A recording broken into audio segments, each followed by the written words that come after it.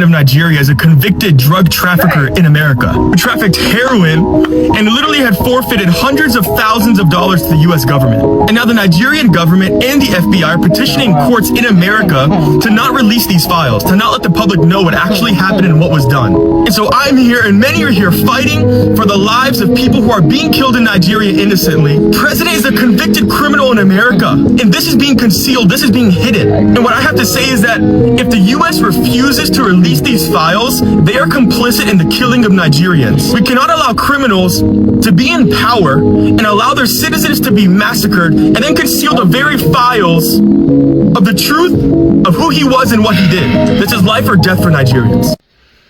So the cat is finally out of the bag. Tinubu is a convicted criminal in the United States. And if you look at the court document, it says 1983. And this is what he has been hiding.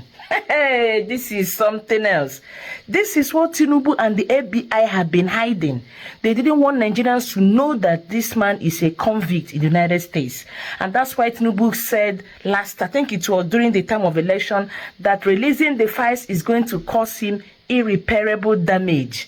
And guess what? Last week, when the FBI were declining to release these files, the FBI themselves, they said that releasing these files is going to endanger people's lives. You see that? This is the lie that the FBI came with. Tinubu knows he is a convict, and he said it will do him irreparable damage. And then the FBI wondering, okay, what are we going to tell to the people as the reason why we don't want these files to be public? Because obviously they have settled with Tinubu. Maybe they have Tinubu has paid them millions of dollars, or maybe even paid them in terms of giving them free crude oil, millions of dollars as well. And then they came up with, you know what, let us say that it is going to endanger people's lives. You see that? They are trying to help Tinubu to lie. But we thank God that this file has finally been disclosed through this means. I'm just happy that Alex Babe, your guy, of course, you guys know this guy. He's, I don't know how to call him a missionary or an agent of the United States in Nigeria. He has been helping out a lot of Christians that have suffered persecution, killings, and the genocide in the Middle Belt, especially Plateau State and Benue State. He's been very, very helpful to a lot of Christians, and he has been helping to expose a lot of atrocities, even complicity in terms of some governors in the Middle Belt, like the governor of Benue State, is complicit with these killings going on in his own state. They calls himself a pastor, but he's not really a pastor. So back to what we are saying, this is a very good development. I'm just hoping that this new expose by Alex is not going to endanger his life.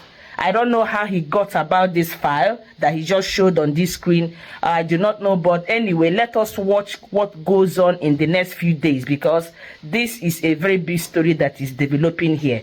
If truly Tinubu, I don't want to say if truly, because we have already seen the court file and the court name and the stamp and everything. He's talking about this is from the court. Okay, this document is from the court, so there is no doubt that Tinubu is a convict. Because I've said to myself, if time the FBI they said that Tinubu gave up, he forfeited $460,000, and I keep saying to myself, why would a drug dealer forfeit $460,000 and you do not prosecute that person and then get a conviction? I thought that is part of the whole proceeding. You understand? If you catch a thief with guns, you take the person to court. Is that not the due process? Or you catch a drug dealer with drugs? The next thing is to charge the person to court, and then you get a guilty verdict. And if you get a guilty verdict, that person becomes a convict. You can send the person to jail, or you can also negotiate by, okay, we reduce your jail term, this is what you need to do. But bottom line is, there must be a conviction. So I've always been asking myself, there's a puzzle that is missing in this whole thing. Okay?